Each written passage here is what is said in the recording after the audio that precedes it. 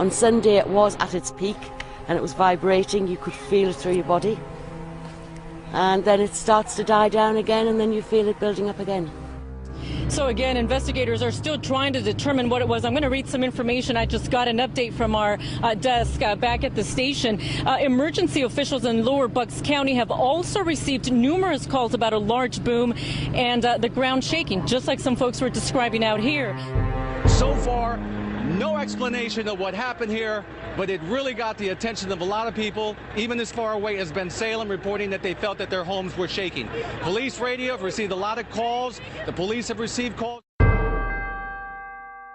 Don't go out there.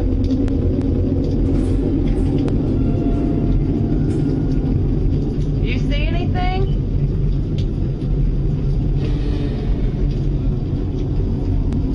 I know it's coming from there somewhere.